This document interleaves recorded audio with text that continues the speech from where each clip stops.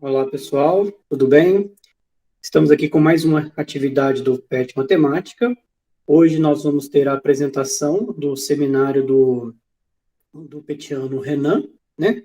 Orientado pelo professor Rafael Ottoboni. E o título do seu seminário é Microeconomia, Teoria do Consumidor.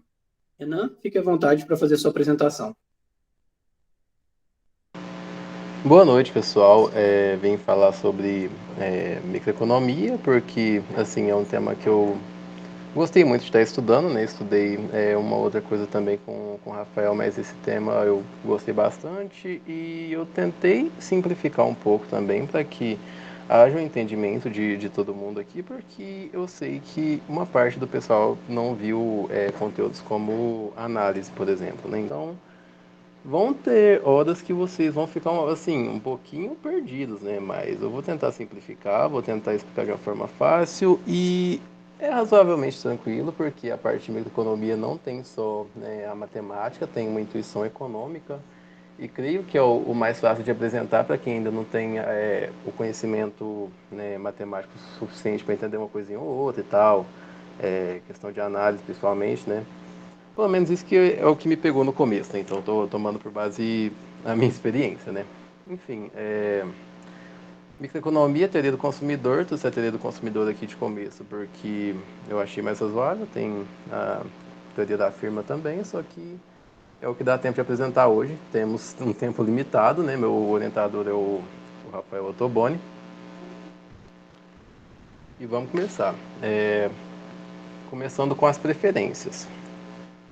Seja X um conjunto de escolhas. Uma preferência, e esse símbolozinho aí da preferência é parecido com o maior e igual, é mais ou menos essa a ideia que vai remeter, mas não é exatamente. Só para facilitar o entendimento, parece um maior e igual.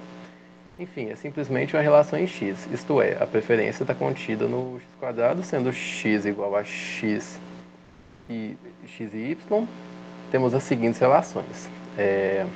Meu x é preferível a y, no caso dessa preferência com maior ou igual, a gente vai ter realmente algo parecido com maior ou igual. Então, x é pelo menos tão bom quanto y. Ou x é bom igual a y, ou x é melhor que y. Mas a gente não sabe, então a gente vai denotar como pelo menos tão bom quanto y, beleza? E essa outra relação, x é estritamente melhor que y, que é um maiorzinho, não é o maior igual, é realmente o maior, é algo parecido. E tem o sinal de indiferença, que é próximo de uma igualdade, né, para facilitar o entendimento, que x é equivalente a y, né? Que eu posso escolher x e y, não tenho nenhuma preferência um sobre o outro, os dois para mim têm a mesma utilidade, né? Enfim, a relação de preferência é completa e transitiva. Isso é, preferência completa para todo x e y pertencente ao conjunto de escolhas, né, x. Ou o nosso x é pelo menos tão bom quanto y, ou o nosso y é pelo menos tão bom quanto x. Isso é para garantir que a gente tenha realmente todos os elementos com a relação de preferência. Né? Um elemento que é pelo menos tão bom quanto o outro, ou ao contrário, né? Enfim, a gente também tem que a preferência transitiva, né? A propriedade de transitividade. Alguns já devem estar acostumados com essa propriedade aí. Para todo x, y e z pertencente ao nosso conjunto x de escolhas. Se o x é pelo menos tão bom quanto y e o y é pelo menos tão bom quanto o z, então o nosso x é pelo menos tão bom quanto o z. É a nossa transitividade. Como é economia, a gente pode trabalhar com um exemplo um pouco mais fácil de entender, né? Assim, a gente tem a notação matemática, a gente vai utilizar em maior parte, mas para facilitar o entendimento, vamos para exemplos mais simples, né? Seja x o nosso conjunto de escolhas. Eu quero escolher entre camarão, né, acém e frango. Acém é carne bovina, né? Eu escolhi essa preferência aqui porque é a minha preferência, né? Porque eu não tenho dinheiro para comprar camarão, entretanto eu gosto muito, né? Enfim, o consumidor possui a relação de preferência estabelecida da seguinte maneira: o camarão é pelo menos tão bom quanto a acém, que é pelo menos tão bom quanto o frango. Tendo estabelecida essa ordem, né, o nosso x é completo, que cada um tem uma relação um com o outro. O meu camarão é pelo menos tão bom quanto o frango, se a gente for, né, pela propriedade transitiva, né? Então a gente tem, todo mundo tem uma relação um entre o outro, né? Essa ordem aí, como eu falei para vocês, eu gosto bastante de camarão, né? Apesar de eu comer uma vez por ano, então coloquei dessa maneira. Enfim, pela transitividade, o consumidor escolherá camarão no lugar de frango, porque o camarão, né, é pelo menos tão bom quanto assim, pelo menos tão bom quanto o frango, beleza? Agora vamos para carboidratos, né? Seja X, né? O conjunto de escolhas, né? A gente tem mandioca e batata. O consumidor possui a relação de preferência estabelecida da seguinte maneira: a gente tem a batata sendo pelo menos tão boa quanto a mandioca, e a mandioca sendo pelo menos tão boa quanto a batata. Não sei se vocês já viram isso, né? Tem algum pessoal que está no período mais inicial, mas geralmente quando a gente tem x maior ou igual a y e y maior ou igual a x, x igual a y, beleza? Então, por isso que a nossa batata ser pelo menos tão boa quanto a mandioca e a mandioca ser pelo menos tão boa quanto a batata, a gente tem uma relação de equivalência, né? Então, esse consumidor será indiferente entre os dois alimentos. Logo, a mandioca é indiferente à batata. As duas têm uma relação de equivalência. E essa propriedade é chamada de propriedade antissimétrica, né? É uma das propriedades aí que a gente tem com as preferências. Eu optei por não trazer todas, mas é tranquilo de provar as propriedades, de trabalhar com elas, porque é algo realmente parecido com o maior e igual, quando você vai trabalhar dessa forma, né? Provando as propriedades. Enfim. Agora a gente começa com as funções de utilidade. Uma função de utilidade, U, de x injetiva nos reais, é uma função que representa a relação de preferência. Isto é, para todo x e y pertencente a x, a gente tem que x é pelo menos tão bom quanto y, se a nossa utilidade de x for maior ou igual à utilidade de y. E aí que a gente tem uma relação com maior ou igual para a gente entender realmente o que significa as preferências, né? As preferências é para a gente utilizar elas numa função de utilidade, e se uma coisa é pelo menos tão boa quanto a outra, então a utilidade é maior ou igual a outra.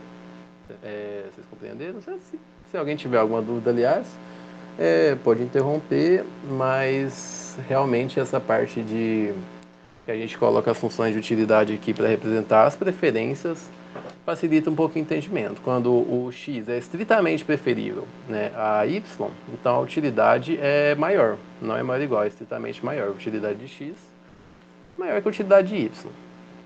Também vale para a relação de equivalência, né, para a relação de indiferença, se x é indiferente a y.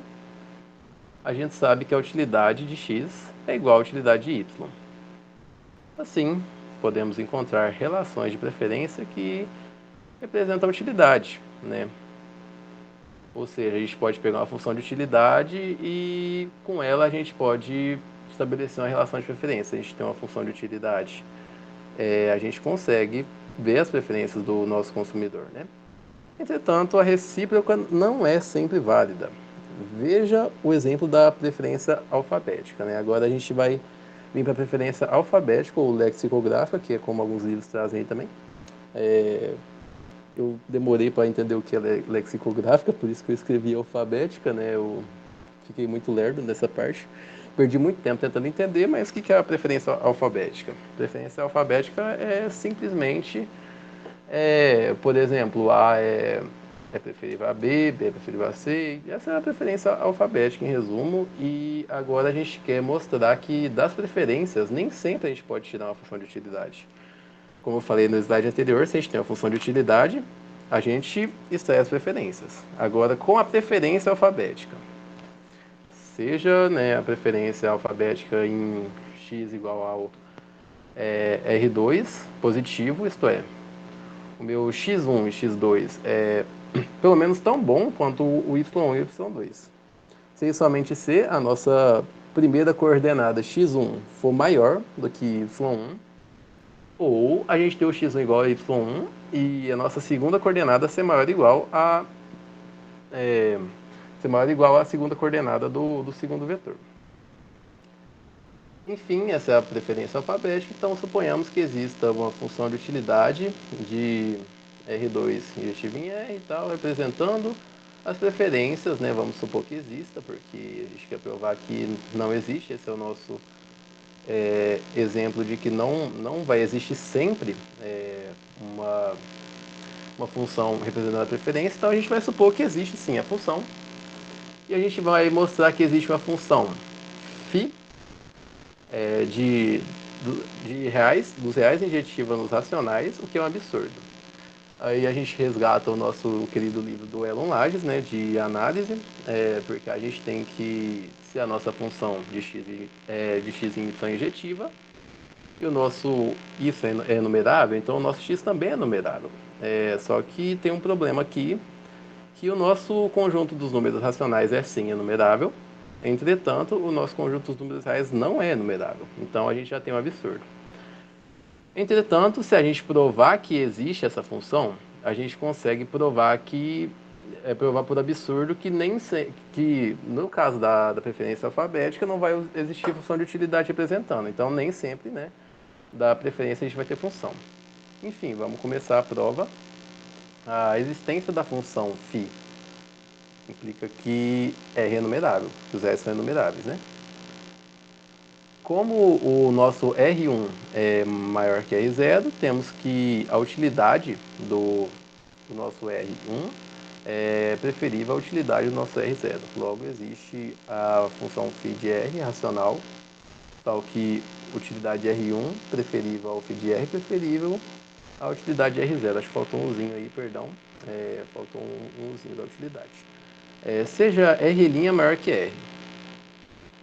Como o R'1 é maior que R'0, faltou um aí também, temos que existe φ de R' racional, só que a nossa utilidade de R'1 é maior do que φ de R, que também é maior do que a utilidade do R'0, ou seja, o nosso φ de R' está entre as duas utilidades, assim como o nosso φ de R está entre as duas utilidades acima, né? Enfim, né? Vamos lá, portanto, o nosso φ de R' é maior do que a utilidade de R'0, que é maior que a utilidade de R1. Por que, que a utilidade de R'0 é maior que a utilidade de R1? Porque o R' ser maior do que o R nos diz, né, pela preferência, né, como foi estabelecida ali em cima, que a utilidade, quando a primeira coordenada é maior, a utilidade é maior também. Enfim, a utilidade de R'0 é maior do que a utilidade de R1, que é maior do que a utilidade de φ de R. Beleza, de onde é que a gente chega nisso aí? Se a gente pegar os dois extremos da igualdade e a parte lá da desigualdade, perdão. Os dois extremos da desigualdade, a gente tem que φ de R' é maior do que o nosso φ de R. Beleza? Chegamos a esse resultado no final, ou seja, nossa função φ é crescente porque o R' ser maior do que o R implica que a nossa função φ de R' é maior do que a função φ de R. Então, do corolário ali tirado do livro de análise do Elon, né? Inclusive no livrinho que eu estava lendo falava para voltar no livro do Elon, então por isso que eu voltei lá. A função é injetiva, né? Função crescente injetiva. Já que a função é injetiva, né? A nossa função φ existe, né? Então, por absurdo, a gente demonstra que a nossa utilidade da preferência alfabética não existe. Não existe uma função de utilidade representando essa preferência. Vamos voltar lá de novo. Os racionais são enumeráveis e os reais são não enumeráveis.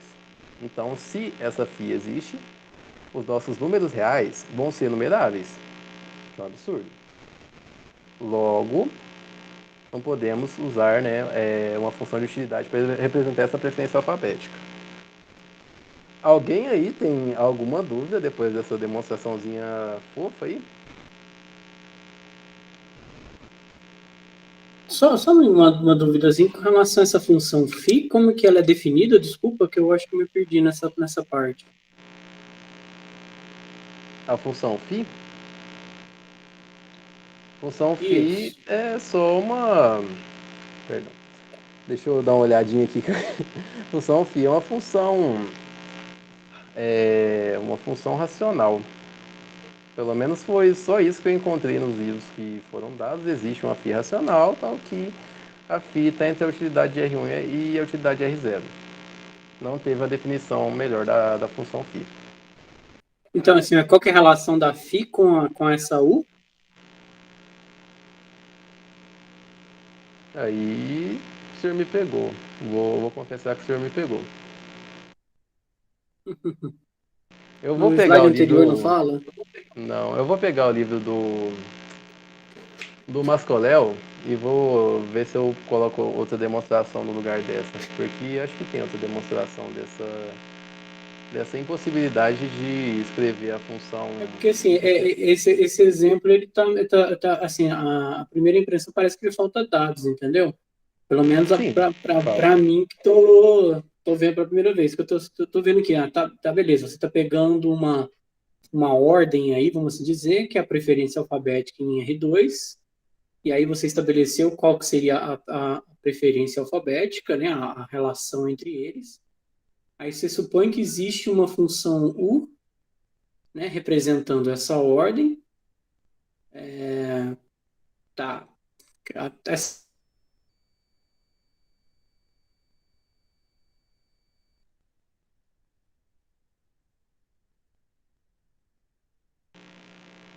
Professor?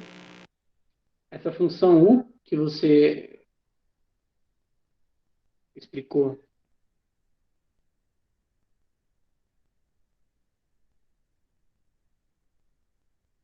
O que foi?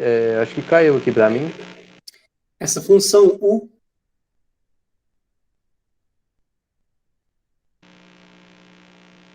O que tem, prof? tá me escutando, Renan? Não, a internet deu uma leve caída aqui. Gostaria que o senhor repetisse. Não, tá. Tem um slide anterior? Você pode voltar um slide só para me ver um negócio? Acho que não Tá. tem nada sobre isso, não.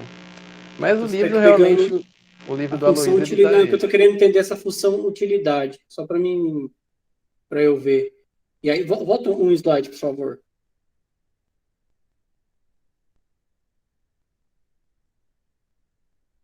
Tá. Ok, pode passar. É porque assim, a questão que está gerando, pelo menos para mim, que gera um pouco de dúvida, é essa função φ, né? Que tudo bem, você está supondo que existe uma função U que represente essa preferência alfabética, e aí você vamos mostrar então que existe uma função φ de R provas racionais, né? No caso, seria uma função injetora, seria um absurdo porque, né, isso você teria que os reais seria numerável. Só que assim, a questão é assim, por que existe essa função? Qual que é a ligação dessa função φ com essa função U, entendeu? Acho que talvez isso não tá claro. Talvez Não, você, beleza. talvez você saiba aí o porquê, né? Assim, por que tem essa função φ, qual que é a relação dela com a U? Porque eu estou vendo que tem umas relações aqui, né? A U de R1 é maior do que φ de R, que é maior do que R0. Era pra ter um U no R0, mas é a Aham, escrita tá, do não, tá. digitador. A questão é qual que é a relação, assim, que relação tem essa função φ com a função U, né? Isso aí que gerou uma certa dúvida aqui para mim. Não, de fato, no livro do Aloysio que eu peguei pra fazer essa parte também não tinha nada explicando a função φ, então eu mais aceitei o argumento. Tá. Então depois você dá uma olhadinha, então, para assim, né, discutir qual que é essa relação. Pode seguir, então. Perfeito. Propriedades das preferências, né? A preferência é dita estritamente monótona, se dado x é maior do que y, então o x é pelo menos tão bom quanto y. É dita monótona. Se dado x, esse símbolo de dois maiores aqui é utilizado para falar que realmente todas as coordenadas do nosso vetor x são maiores do que as coordenadas de y. Então o x é melhor do que y. Né? A gente não tem coordenadas pelo menos tão boas quanto, a gente tem coordenadas maiores. E é dita localmente não associada se dados x pertencente ao conjunto x e o epsilon maior que zero, existe y pertencente a x com a norma de x menos y menor que epsilon. E o nosso y é preferível a x. Logo, a nossa propriedade 1 implica a propriedade 2, que implica a propriedade 3. Suponha x convexo. Aliás, quer que fala mais sobre a propriedade 1 implicar 2 implicar 3? Né? Acho que não tem segredo, né? Acho. Enfim. Suponha x convexo. Propriedade 1, dizemos que a preferência é francamente convexa se o nosso x é pelo menos tão bom quanto y, né? E a gente tem um lambda entre 1 e 0, então o nosso lambda x mais 1 menos lambda y é pelo menos tão bom quanto y. E o que é esse lambda x mais 1 menos lambda y? É simplesmente uma combinação linear entre x e y. Qualquer ponto que está entre x e y, por exemplo, ele vai ser pelo menos tão bom quanto y, né? Se a preferência é francamente convexa, então vai ser pelo menos tão bom quanto y. Para a preferência convexa, se o x é estritamente preferível a y, a gente tem um lambda entre 1 e 0, mas não igual a 1 não é igual a 0, né? Está no intervalo aberto, então o nosso lambda x mais 1 menos lambda y é estritamente preferível a y. Dizemos que a preferência é estritamente convexa se para x indiferente a y e x é não igual a y, com o nosso lambda variando entre 1 e 0, mas não igual, né?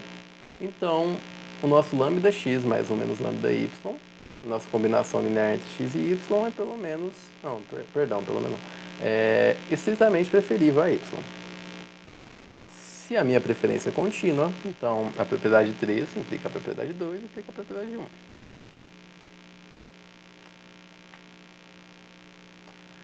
Vou falar da não sociedade local. Por que eu trouxe não sociedade local? Porque o pessoal realmente fala assim, né? O livro do Mascoléu, que é a principal bibliografia usada, fala inglês, né? E a tradução literal é essa. O pessoal realmente que dá aula lá no INPA, por exemplo, de microeconomia, de economia matemática, eles falam assim, eles não resolveram traduzir para, sei lá, insociedade local, ou local não sociedade, algo do tipo, eles simplesmente falam assim porque no fim eles vão escrever o artigo em inglês e falar inglês, né? Então, eu trouxe da forma que eles falam lá. Da primeira figura, vemos o teste da não sociedade local, onde a gente tem a norma de x menos y menor que epsilon, e o x também preferível a y. Aí a gente tem essa bolinha aí de raio epsilon, né, porque a norma de x e y tem que ser menor do que epsilon, e na bola de raio epsilon, e centro x, o y está lá dentro, beleza? E a figurinha está dizendo que y é preferível a x, então a gente aceita. Com y sendo estritamente preferível a y, e os dois dentro e a norma, perdão, dentro do raio epsilon, então ok. A gente tem a não sociedade local. Na segunda figura vemos que a função é localmente não associada, pois a norma de x menos y é menor do que epsilon. E temos x indiferente a y. Por que a gente tem x indiferente a y? Essas duas curvas ali, fora da bola, elas representam a curva de indiferença. Então, tudo que está dentro da bola é indiferente. Se a gente quiser ter algo melhor do que o que está dentro da bola, a gente tem que ir para a curva de cima, né? A curva de cima é preferível à curva de baixo, mas o que está no meio tem tudo a mesma utilidade, né? Digamos assim. Então, a preferência é localmente não associada, porque a bola de centro x e raio epsilon, né? Eu escrevi centro A, não sei porquê. A bola de centro x e raio epsilon está entre as duas curvas de diferença. Já na terceira figura, a gente tem realmente que o x acima da curva de diferença é também preferível, abaixo não, perdão, eu fiz o contrário. O y acima da curva de diferença é pelo menos tão bom quanto x, abaixo x é pelo menos tão bom quanto y, a curva de diferença é y diferente a x. Então, na segunda figura, não é respeitada a sociedade local, não é respeitada a não sociedade local, perdão, e já na terceira é. Convexidade, vamos para desenho bonitinho e fácil de entender, porque quando eu falo lambda x mais ou menos lambda y, vocês devem ficar olhando e descabelando, mas a gente tem uma combinação linear desenhada, a gente tem um tracinho entre y e z, por exemplo, né? E a gente tem o conjunto convexo, novamente, convexidade é uma propriedade aí mais fácil de entender para quem estudou análise, para quem não estudou, não precisam entender agora, estudem análise primeiro, mas o desenho ilustra, né? A convexidade, simplesmente os dois pontos pertencentes ao nosso conjunto, se a gente ligar eles, se a gente fizer uma combinação linear, uma ligação, um tracinho ligando os dois, digamos assim, né? Qualquer ponto desse tracinho vai estar dentro do conjunto, né? Isso é um conjunto convexo.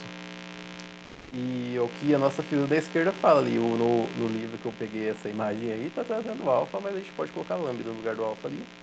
E a combinação linear entre y e z, ela está sempre dentro do nosso conjunto. Já na segunda figura, a gente vê um conjunto côncavo. Por que o conjunto côncavo? Porque a gente vai lá, faz uma combinação linear entre y e z, a gente faz o risquinho e vai ter ponto que é combinação linear de y e z fora do meu conjunto. Isso quer dizer que ele é côncavo.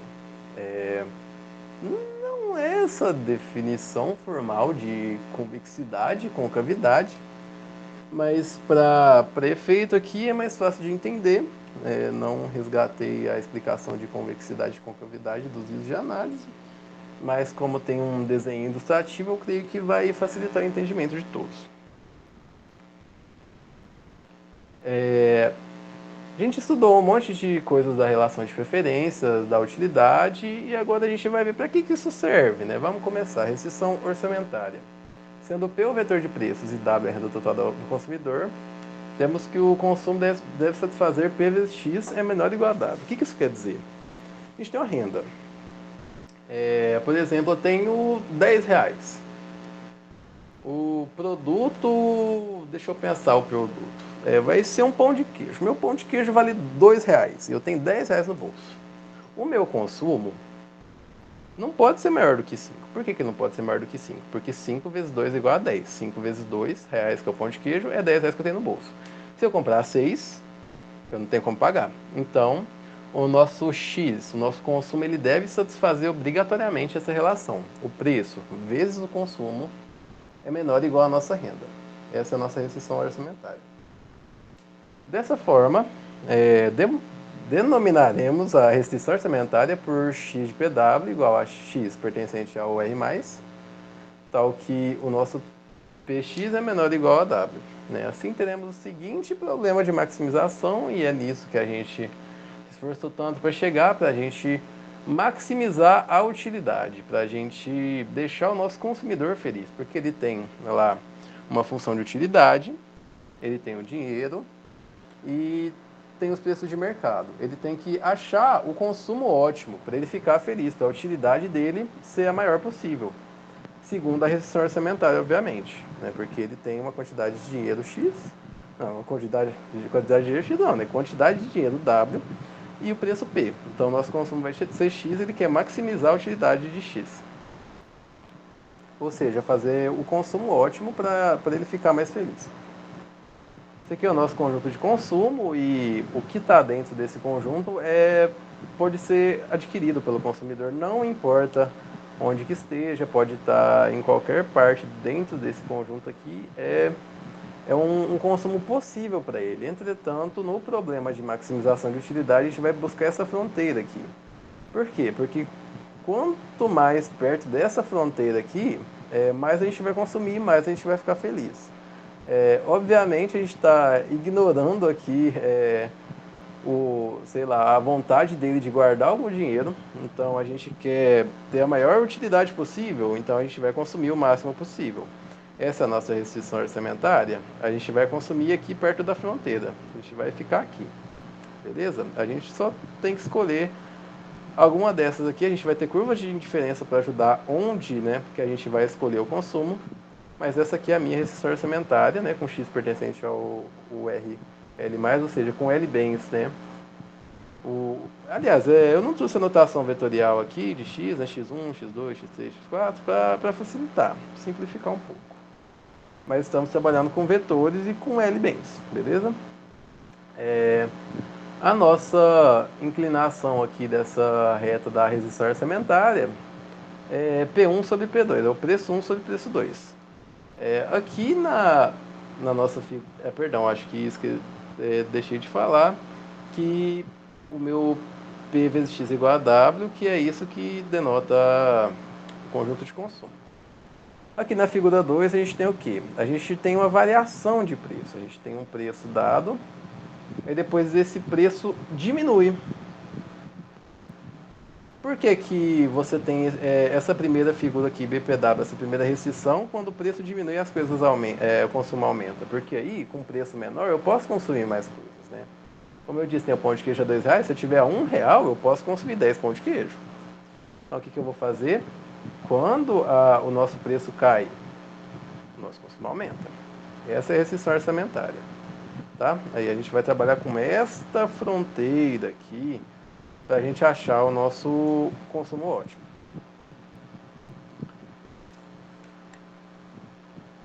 Enfim, a gente trabalhou convexidade e concavidade. A gente pode agora pegar as curvas de indiferença e ver que na primeira figura a gente tem uma curva de indiferença sendo convexa, né? A nossa primeira aqui, y pertencente ao R2+, com o de y igual a um útil. Não é o nosso consumo ótimo. Por quê? Porque ele entra aqui dentro do conjunto de consumo, mas ele não está melhor na fronteira, digamos assim. A gente tem várias curvas de diferença e a gente quer trabalhar com o que estiver mais próximo da fronteira. E o que está mais próximo da fronteira é o XPW, né, que é o nosso consumo ótimo. A utilidade XPW, ela bate aqui na fronteira quando o conjunto é convexo, né, e depois fica só sendo um ponto, né, quando o conjunto é convexo. Agora, a segunda figura, a gente não tem um conjunto só uma curva de diferença só convexa, a gente tem ela francamente convexa. O que isso quer dizer? A gente vem aqui e tem uma reta. A gente tem uma reta no meio da curva de diferença. Aqui, daqui para cá, a gente tem uma reta. E quando essa reta intercepta o nosso conjunto de consumo, todo o espaço que tiver aqui nessa reta, ele vai ser o consumo ótimo. Então, eu posso pegar qualquer ponto dessa reta para mim satisfazer o problema de maximização, né? Esse é um conjunto de pontos, um conjunto de consumos que eu posso escolher um deles para ser o meu consumo ótimo. Deixa eu ver o tempo aqui. Não, tá tranquilo, tá acabando já. Para preços fixos, efeito renda. Para preços fixos, devemos observar como o nosso consumo ótimo muda conforme a renda varia. Nosso efeito renda será dado por derivada parcial do nosso consumo em relação à renda. Esse é o efeito renda. Como que o x se comporta quando a renda varia, né? Então aqui, a nossa derivada parcial de x em relação a w tem que ser maior ou igual a zero se é um bem normal. Pois conforme a renda cresce, o consumo também, né? Eu quero maximizar a minha utilidade, então eu vou consumir mais. A minha renda aumentou, eu vou consumir mais, vou comprar mais para mim ficar mais feliz, beleza? Se eu tivesse, sei lá, 10 mil reais, do nada eu tenho 15, aí eu não sei muito bem os preços do iPhone, mas é um parâmetro bom para tomar. Eu tenho um iPhone, sei lá, 8 e eu vou comprar o 11, porque eu tenho mais dinheiro, né? Quero maximizar a minha utilidade. Este é um bem normal. Aí a gente tem que o efeito renda total, quando a gente tem L bens, né? Que a gente ainda não trabalhou com notação de vetores aqui. O efeito renda total é o efeito renda em cada bem, em cada coordenada. A gente tem x1 sendo um bem na coordenada 1, x2 sendo outro bem, até o Lésimo bem. Então a gente tem que calcular o efeito renda para todos e esse vai ser o nosso efeito renda total. Efeito preço. Podemos também verificar como o consumo varia com a mudança de preço, mantendo a renda fixa. Assim, teremos a derivada parcial do consumo em relação ao preço, sendo menor ou igual a zero para um bem normal. Ou seja, o que eu quero dizer? O preço aumentou, eu compro menos. Mais ou menos o que aconteceu com a carne aí, né? Todo mundo que gosta de uma carne bovina, né? Daquele contra filé, sentiu, né? Esse negocinho, sentiu o efeito renda batendo, né? Porque o preço aumentou, o consumo diminuiu, né? Ou seja, eles variaram de forma variavam de forma, peraí, variavam de forma inversamente proporcional. Era isso que eu estava querendo chegar. De forma inversamente proporcional. O preço sobe, o consumo desce, né? Porque fica difícil, por exemplo, comprar carne agora com a carne o preço que está. Então eu tenho que consumir menos, né? Conforme o preço aumenta, o consumo diminui. E aqui a gente tem o gráficozinho aqui, perdão, acho que eu não cheguei a falar muito bem sobre o gráfico do efeito renda aqui. A restrição orçamentária, a gente tem o X ótimo aqui na primeira restrição, a renda aumenta, a gente continua na curva de diferença aqui, a renda aumenta de novo, a gente continua procurando o consumo ótimo. No efeito preço, o que a gente tem? A gente tem aqui os primeiros preços. Quando o preço varia, a gente tem uma queda de consumo. E assim vai ser um bem normal. Mas por que eu estou definindo bem normal aqui? Porque eu vou agora para o bem de Giffen, que é um bem peculiar, um bem particular. Ele é considerado bem de Giffen quando a diminuição do preço implica o crescimento do consumo do outro bem. Veja graficamente. Ou seja, a gente tem aqui, por exemplo, no começo aqui, esses começaram sendo os preços aqui, ó, essa é a restrição orçamentária de baixo, né, começou a ser da primeira restrição orçamentária. Eu estava consumindo muito X2. O preço do X2 diminuiu, a restrição orçamentária aumentou, em vez de eu continuar comprando X2, eu fui comprar X1. O preço diminuiu de novo, eu fui comprar mais X1. Fui mais para a direita, para o lado do X1 aqui. Por quê? Porque ele é um bem de Giffen, ele é um bem que quando eu não tenho dinheiro eu compro ele. Vamos falar de frango aqui, gente? Eu gosto muito da carne de vaca. Mas agora que a carne de vaca tá cara, eu tô só comendo frango. O que vai acontecer se, sei lá, a inflação diminuir abruptamente? Eu vou, com o poder de compra maior que eu tenho, eu vou comprar mais frango ou eu vou ir comprar carne? Eu vou ir comprar carne. Por quê? Porque esse bem é um bem que eu quero quando eu não tenho dinheiro. Um bem barato, eu não consigo pagar outro bem, aí quando me sobra dinheiro, eu já vou comprar outro bem. Entender a relação? É mais ou menos essa. Então, por exemplo, a derivada parcial de x em relação a p, que era negativa para um bem normal, vai ser positiva. Isso que significa um bem ser de Giffen, essa é a definição. E deixa eu ver. Pronto, faltando 9 minutos aí, acho que eu consegui bater o tempo. Vamos para as referências que eu utilizei para fazer esses slides. O livro do Aloysio Araújo, do IMPA, de Introdução à Economia Matemática. É engraçado como a introdução é super difícil, né? Como, por exemplo, o livro do Mascoléu, ali, que eu usei também ali embaixo, Teoria Microeconômica, né? Ele tem uma introdução mais fácil do que o livro do Aloysio de introdução, né? Mas, inclusive, o pessoal costuma começar por ele mesmo, pelo do Mascoléu. Então, eu usei o livro do Aloysio Araújo, o livro do Mascoléu, né? O Microeconomic Theory. Tive que gastar um pouquinho no inglês para conseguir ler esse livro. E tem o livro do Elon, de análise, que serviu de base para uma coisinha ou outra lá, como vocês viram, que não foi lá aquelas coisas, mas eu tirei um pouquinho dele também.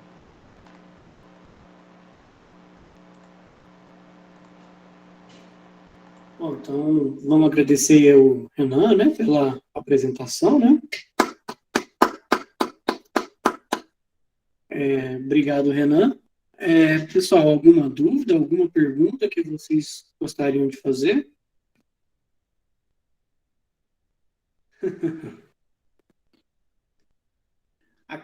Renan, há quanto tempo você está pesquisando sobre esse assunto com o Rafael Toloni? Com ele mesmo, deixa eu fazer uma estimativa de tempo. Eu acho que eu fiquei uns 6 meses, porque aí... 6 meses, tudo? Não sei, enfim.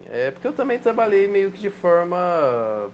Digo por conta própria também, porque aí a gente mudou o tema da EC, E eu continuei estudando porque eu estava gostando bastante e tal. Aí a pandemia proporcionou a oportunidade de fazer curso livre do IMPA. Eu fui lá, meti a cara lá, apanhei que nem um condenado, né, daquela matériazinha.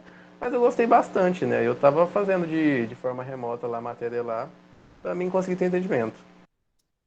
Tá, mas esse assunto você começou a estudar antes com o Rafael de fazer esse curso no IMPA ou decidiram, Eu comecei antes.